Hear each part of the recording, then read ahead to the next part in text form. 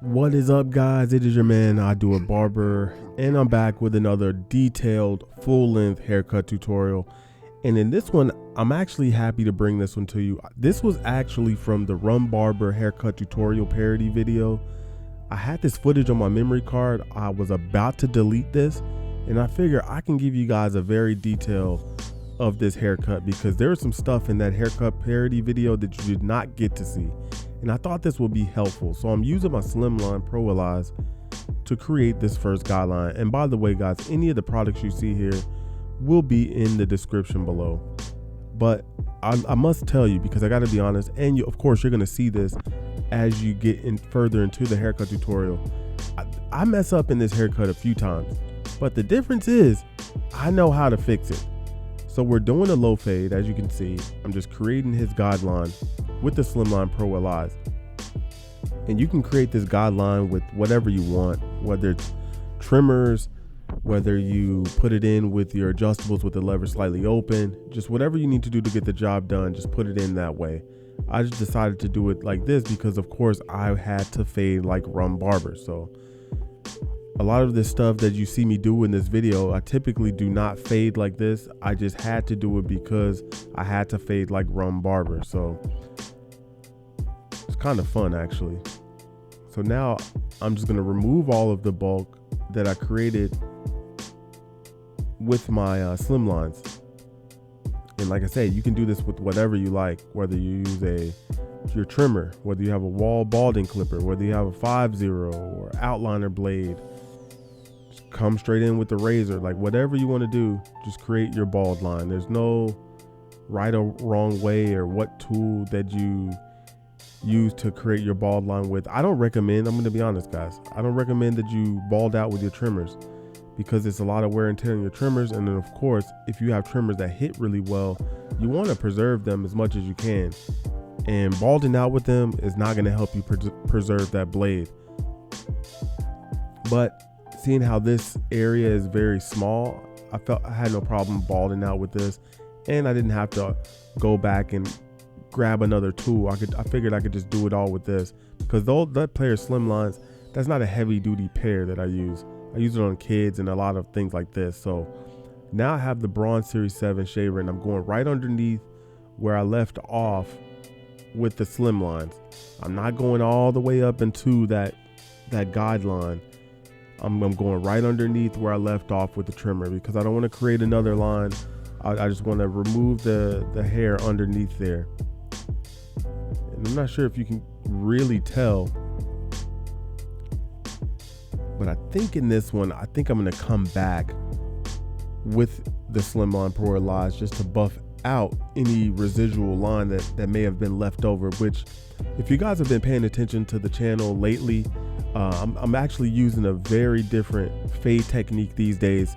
And I really love the new fade technique that I've been using lately. It has saved me a lot of time and it has made my job a lot easier. So just know that this haircut that you're watching here, this was recorded, man, maybe 6 months ago. So trust me, a lot has changed and a lot has happened in 6 months. Just to let you guys know, you know, I'm always playing with different techniques, showing you guys something different.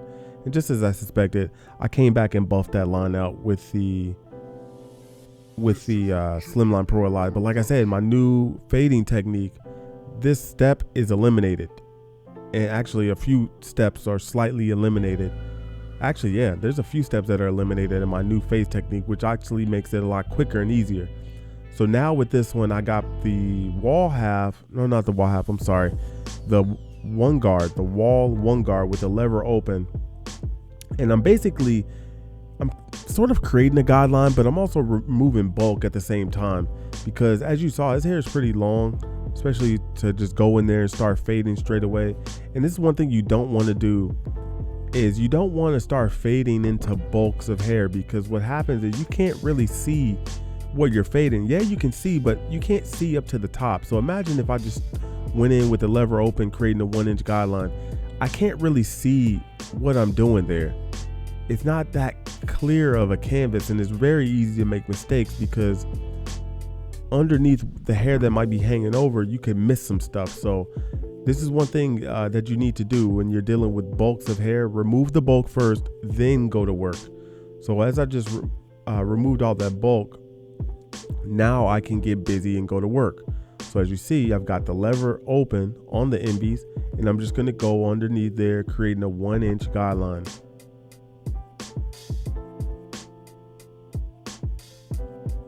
And of course, you know, I could have went higher with that 1.5, but like I said, I was just trying to remove bulk. There was really no rhyme or reason, but by all means, you could do that.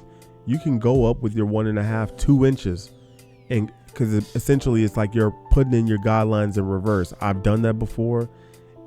It's possible. You can do that, and that's also a pretty quick way to actually put in guidelines, just to be honest with you guys, because essentially you're going to put the guidelines in there anyway, so you could just put it in there with that, then come right underneath open. So now I've got the lever about halfway on the MBs, as you can see there, and I'm going to go up about halfway to 3/4 into that line, and I'm going to work my way down, and you'll see the bottom line that was created with the lever closed slowly disappear. So as you see there, you can see it's already slowly disappearing. And this is one thing I like about creating the guideline open and working my way small. You can dictate the structure of the blend, or how compressed you want it, how much you want it to stretch out, things like that. It makes it really easy versus starting from the bottom to the top, because you run the risk of going too high, or maybe the contrast isn't appropriate. When you're fading down, you can really control the contrast of the blend and get the most appropriate look that you want for that particular fade, and how the fade fits onto their head and the hairstyle, which is very important, because I've seen fades where the contrast isn't proportionate for the style on top, or just really in general. I need to make a video about this, about appropriate contrast. So now the lever is almost closed, and you can see I'm using pretty much the entire blade there. But as I get to close the blade, I'm going to use more of the corners, because as you see, like, most of the work is done there. It's a very simple process. So I opened the lever, I had to go up a little bit further in there. So as you see now, I've closed the lever completely, and I'm just going to remove any of that bottom line. Really, there's not much left, just to be honest. I'm just going through here and just removing, just tapping at that line. So now I put back on the wall 1 with the lever open, which is essentially a 1.5, and I'm going up again. So as you see, I could have went higher, but I didn't, because I was just trying to remove bulk at the time. But like I say, if you want to use it to create the 2 guidelines at the same time, you can do that. Just make sure you go up high enough.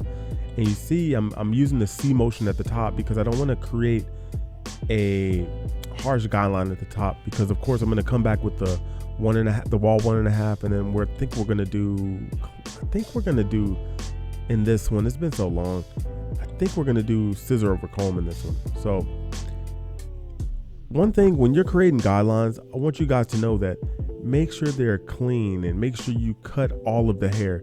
Don't just make one pass and assume that all of the hair was removed cleanly. You want to make sure that the hair has been removed cleanly before you start going down, dropping down on the lever and start blending it out, because if it's not, it's going to really look funky. So make sure you go over it thoroughly, brush the debris away, and make sure it looks all even before you start lowering your lever and start getting into the blending process, as you saw right here. So very simple. After the lever was open, I basically closed the lever, and I went up about halfway into that guideline. So as you saw, the guideline immediately changed. It's very light, which is prepping me for putting on the wall half. And once I put the wall half on, I will open the lever slightly and then work my way closed. So if you're paying attention to what I'm doing as far as the fading in this haircut tutorial, I'm starting big and working my way small. And through any process, whether it was the lever open or the wall half or the one guard, I'm starting big and working my way small. So just keep that in mind. That's the theory that I use. And I like blending lines out rather than fading two lines. So as you see there, I've got the wall half and I'm just buffing out all that line. You can see the contrast looks appropriate as we're making our way up to the fade. And this is one way where you can fade, where you fade perfectly through the fade, meaning you don't move on to the next step until the step you did prior is complete. So as you see here, I've got the wall half. I've opened the lever up a little bit, and which is essentially a 1. So I'm just going up through here and I'm just cleaning up some of the area. It just looked a little funky to me, and I just basically cleaned that up. So now as you see, I have the wall 1.5, and if you look at the lever, you can tell that it's open. And I'm just going straight up with this one. Of course, I'm going to work my way closed with this, but I'm just going straight up just to remove some of the weight. Now, of course, like I said, we're going to come back here and do, I think in this one, I think we're going to do scissor over comb, but I want to make my job easier because I could have started with the scissor over comb straight away with the 1.5, because that's the length with the comb. It's about a 1.5 with you using the scissors. But I wanted to make my life easier by just using the wall 1.5. And you're gonna see the mistake I made. The more we get into this, you'll see exactly what I'm talking about. But the thing is, like, because people ask me all the time, like, oh, do you mess up haircuts, or have you ever messed up a haircut? I'm like, guys, don't feel bad about messing up a haircut. I kid you not, guys. I plugged 3 people last week. Plugged them. And there's a reason for that. If you watch my cordless Anders Master video, you'll find out what I mean by that. But yeah, I plugged 3 people last week. The difference is I actually know how to fix mistakes. Now, sometimes when you make a mistake, you cross the point of no return. Fortunately, with me in these haircuts, I didn't cross the point of no return, so I was good.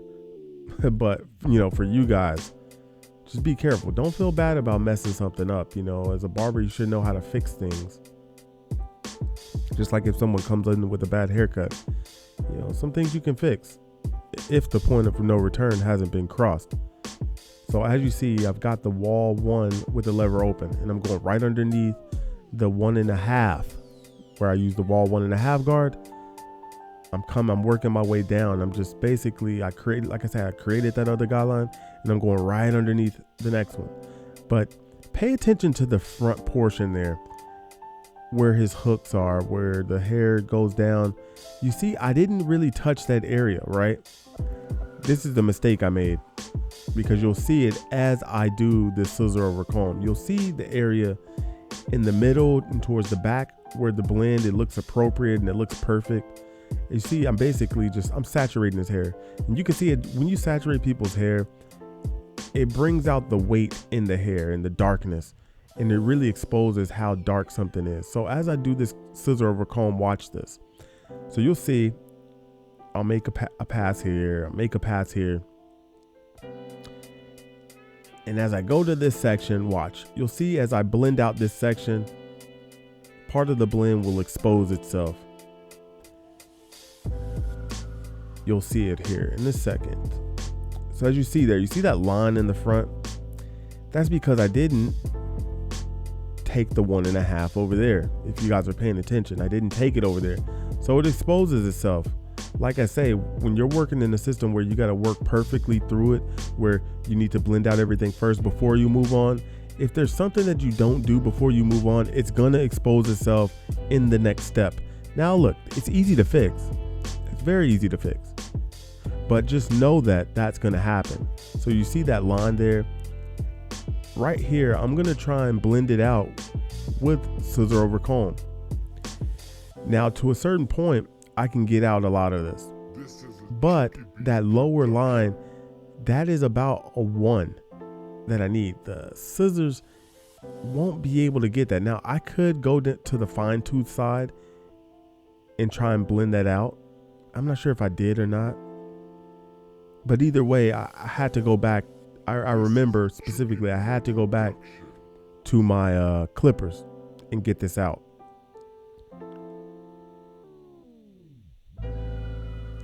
Which is no problem.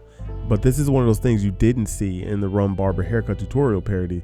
Actually, I cut this part out because, of course, you couldn't have that in the video, right?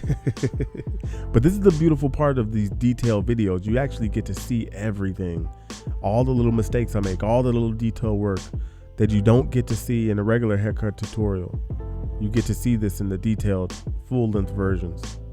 It's almost like when you buy a movie and it has the deleted scenes or the whatever uncut, uncensored, blah, blah, blah, you know. This is what you get. So I put on the 1.5. Now I've got the 1 and I'm going to slowly work my way down with the 1. I started open, then it's closed. Then I think I'm going to put back on the wall. Did I put on the 1/2? Not sure. It doesn't look like I really need the 1/2. Okay, exactly.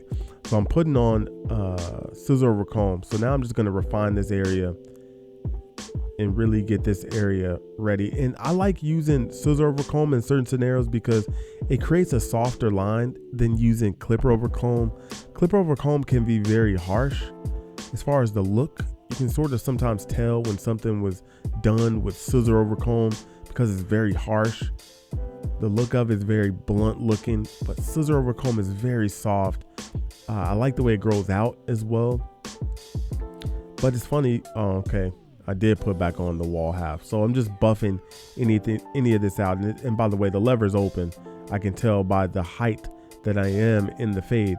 And this is one of those things where when you're fading, you got to be confident in what you're doing and knowing what each guard and which lever and which whatever does to any length of hair. This will help you out because a lot of people, when they start detailing the fade, that's where they mess up because they'll go too high in a section for whatever reason, because maybe they don't know how all their guards and clippers work, and they might be in the wrong zone with the wrong guard or in the wrong area of a zone with the lever too low.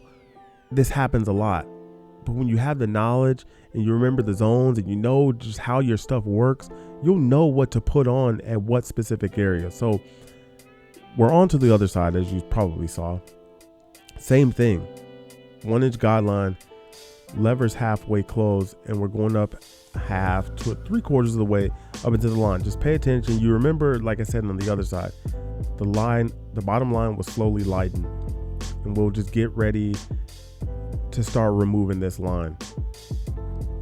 On this side, I don't think I made as many mistakes, but as you saw there, mistakes are no problem. You just have to know how to fix them. The thing with the blend too is here's some things you don't want to do. One, of course, you don't want to mess up, but two, you don't want to have to restructure a blend. Now, it's pretty easy rather than having to create an entire blend, because when you have to restructure a blend, the blend is already there. It just has to be either more balanced, meaning the contrast is off and you just kind of shift the contrast. It's almost like on the TV when the contrast is off or whatever, the exposure is off on the camera, and you just turn a little knob and you just find that little perfect point where your eye gets it. Same thing with the fade. If the contrast is off, you just got to fix it. Same thing with restructuring a blend. You just got to slightly fine tune the balance of the fade, which that's easy because of course the fade is already in. It's a lot different than creating an entire fade. But the bad part about that is having to do that during a haircut is it takes time. You know, if you would have done it right the first time, you wouldn't be having to spend extra time to get it right.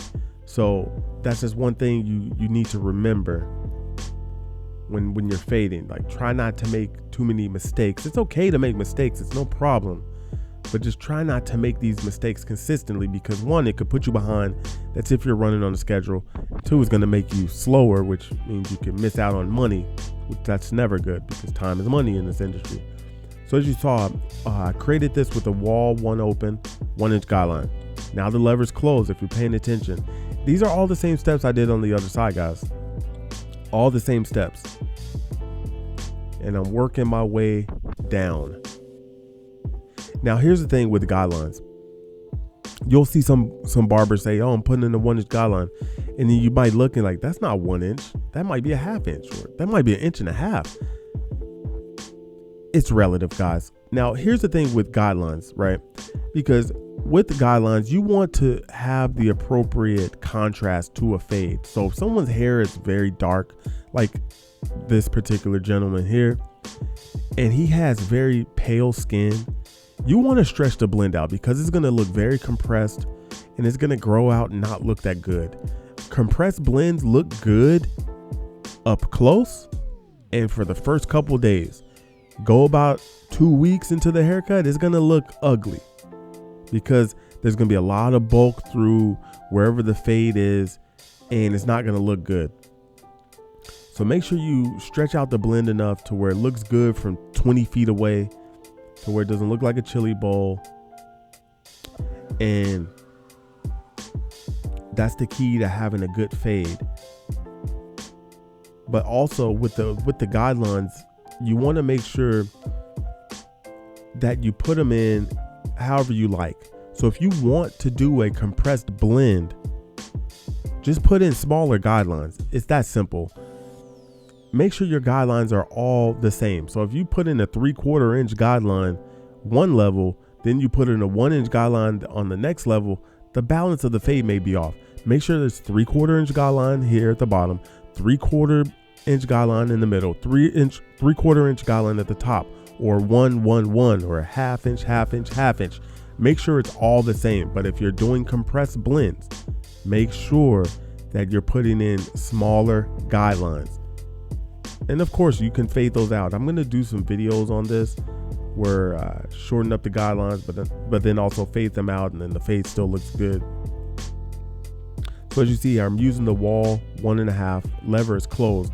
I started open and I'm closing it. I'm also, from the looks of this, I'm assuming that I'm going to have to come back in with the wall 1 guard with the lever open. Yep, there we go. Right on cue. See, this is the thing. When you get good at fading, you can anticipate what's going to happen next. And this is what I want you guys to get to the level of understanding, especially if you watch my videos before. Even if you haven't watched my videos before, you can just look at how the haircut is going and the direction that it's going. You should be able to tell what's going to happen next. You should be able to anticipate, yeah, he needs to do this. He needs to put that guard. So that's what I want you guys to do when you're looking at these haircut tutorials, not just mine, just anyone else's for that matter.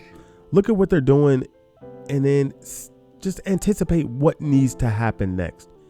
And if you're right more often than not, you're there.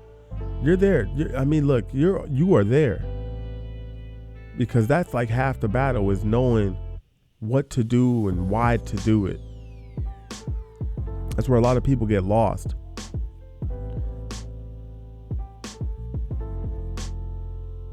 So I put back on the wall 1/2, and I'm just basically buffing out some of this little area. I see the contrast just looks a little off. So I'm just basically tidying this little section up. And I started with the lever open. You see I'm going pretty high into the blend in this particular area. Like, as you see, like, he has a bunch of indentations and stuff throughout his head, so it can kind of throw things off, but it's no problem. And this is a comb over, guys. It will not be hard parted. It will just be naturally parted. So I'm just saturating the top of his hair. because on this side, of course, I'm going to do more scissor over comb, but I want to make sure I separate the hair.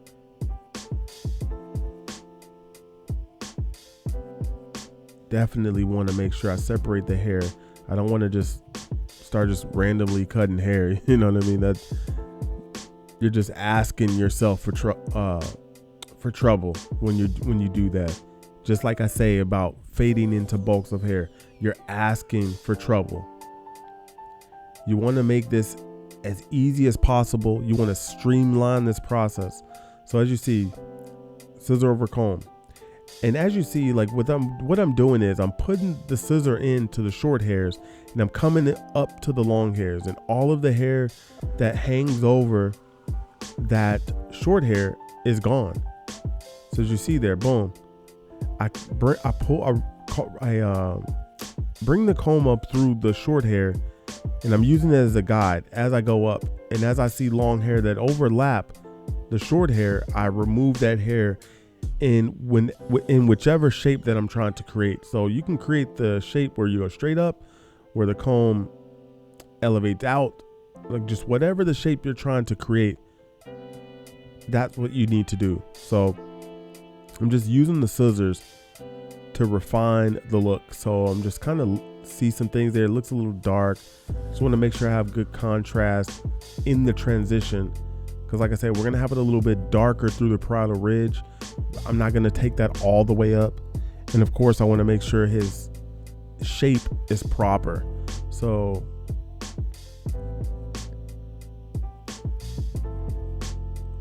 and that's the thing, when you're using scissor over comb or even clipper over comb, you want to make sure that the silhouette is perfect. Silhouette is very perfect. It's very important, especially with these hairstyles, a pomp or comb over. You want to make sure that the silhouette is perfect. So as you see there, the silhouette on the left side is what I was checking out. Just want to make sure that it's perfect. You don't want to make sure there's any shelves hanging out.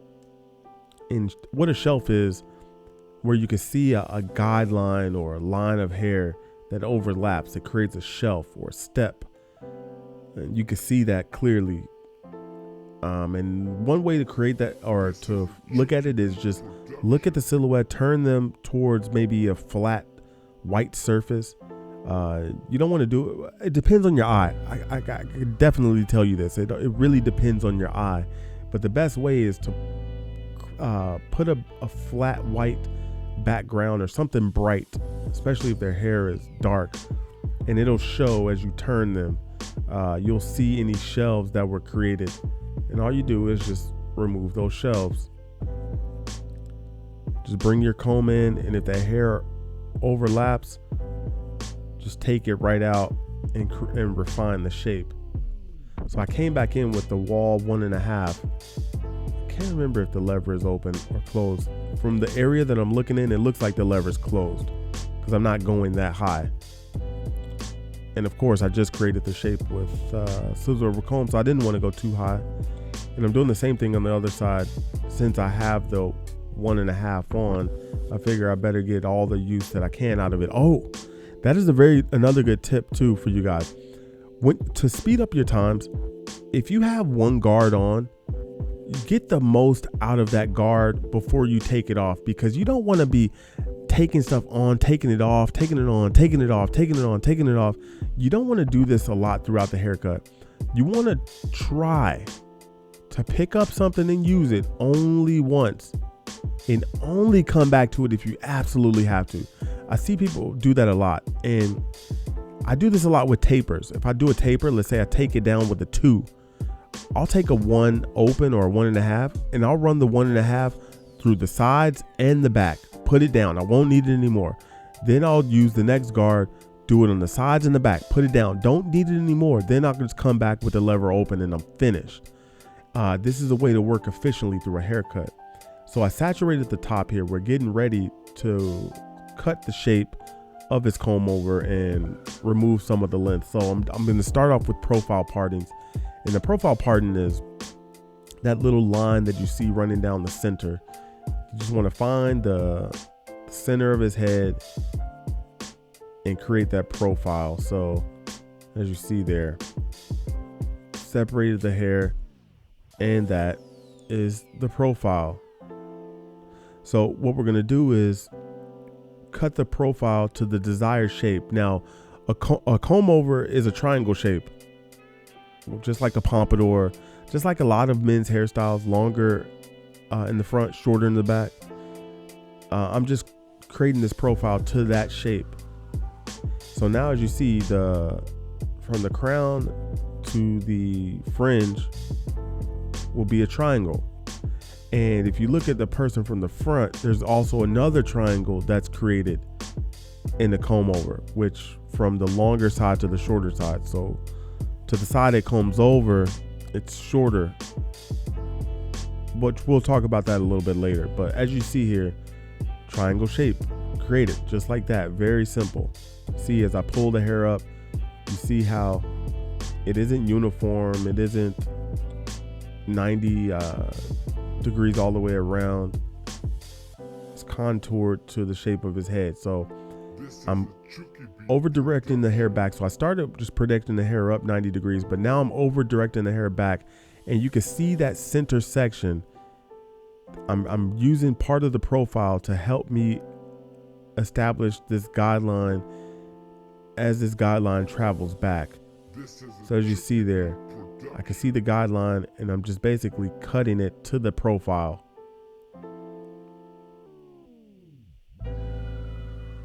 And this will help me create the shape. So now that that is done, I will now cut the other side using part of that profile, as you see right there. So you see that profile there is cut. I'm going to use that to cut this side. So that side is cut evenly to the profile. Now I'm going to over direct the hair back. As you see there, I can see the profile guide, and I'm just cutting it over. So over direct back, project the hair up, cut to the profile. Very simple steps, guys. This is very easy, and there's many different ways you can do this haircut. See my client's head's leaning. Just guys, like if you're just make sure your client's head is in the right position for you to cut, because if their head's tilted like that, you may cut their hair at the wrong angle, and you might be messing up the shape that you're trying to create. So as you see, like his head's tilting again. Like some clients do that, like especially like when you're doing a neck taper, like people will look, their heads will just start like getting buried in their chest. And you got to tell clients, like, you know, you got to reposition their head, reposition their body, like whatever the case may be, to have you cut at a good angle, because you're cutting there all day. They're only in the chair for a little bit of time. You got to stand there and cut all day. You don't want to be cutting in awkward positions, bending your neck, bending over your back, doing weird things, because that's when you start feeling strains and aches in your body. So as you see here, I'm just basically combing the hair, just seeing how it lays naturally with the comb, and just basically looking how it sits, looking at the shape that was created. So now I'm just going to cross check. So we cut the hair one way, now we're going to cross check it the other way. So as you see there, I did pretty good in cutting it how I did. So if there's anything that needed to be cut, you'll go in and cut it. So as you see here, as I get towards the crown, there's just a little bit of hair there, and I'll tidy it.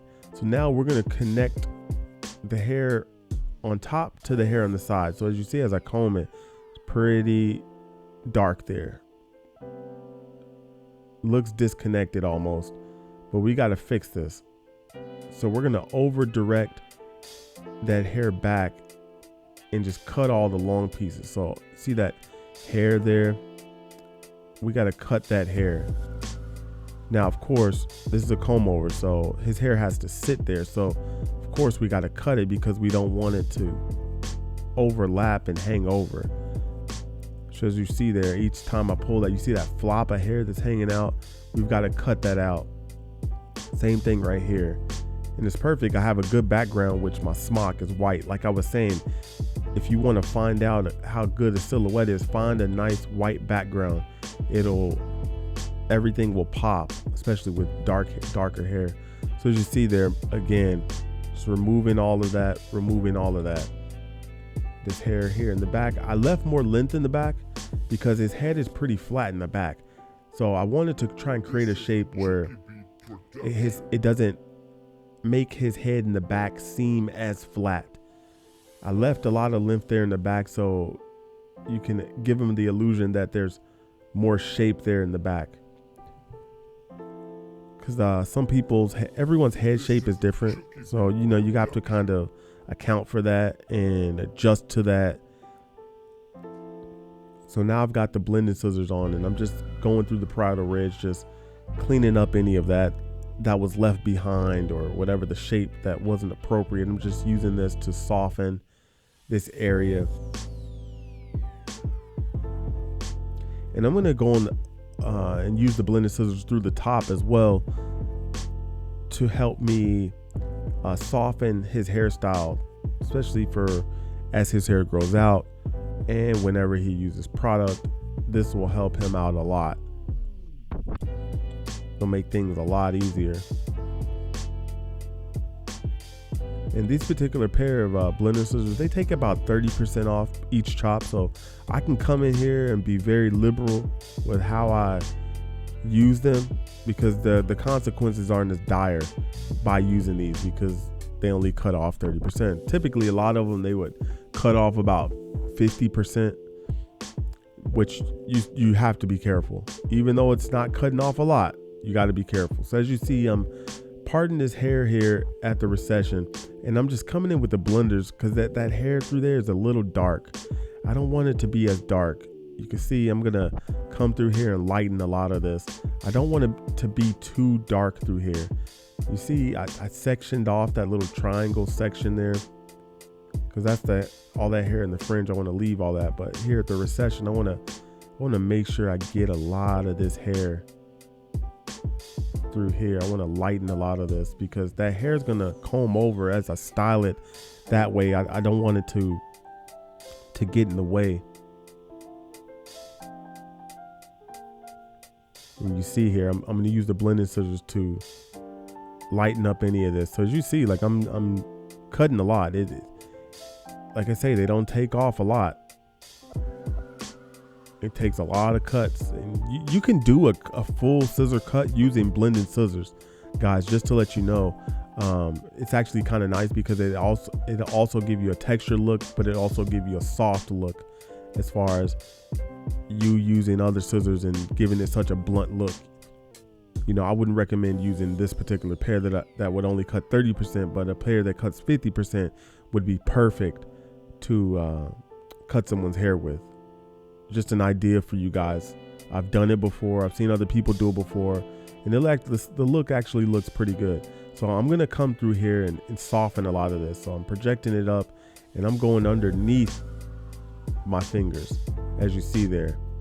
A lot of people will do over, but his hair wasn't that. It's long, but it's not that long where I can get in deep enough where I need. I wanted to go halfway into the length.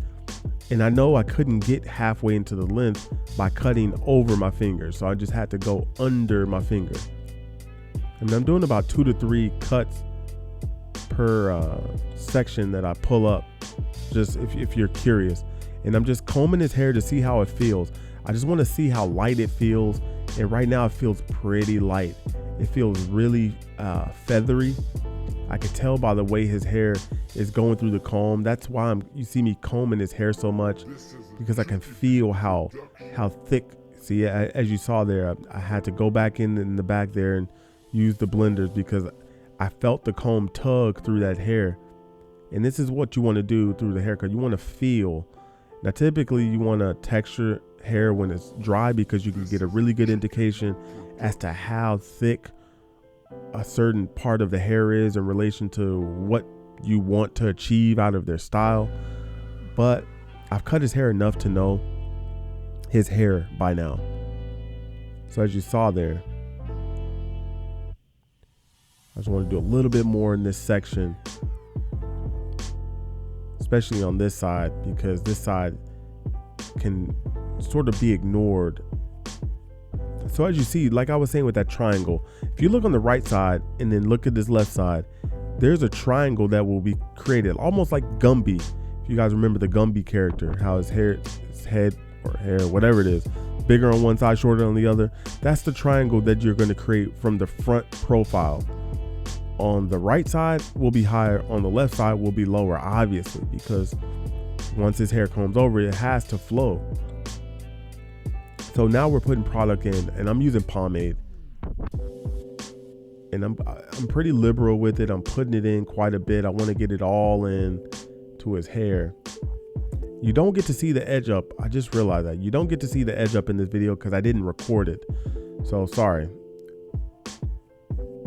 Typically this is a full detail haircut, but I didn't do the edge up on purpose because typically Rum Barber, they don't record themselves doing edge up, so I didn't record it.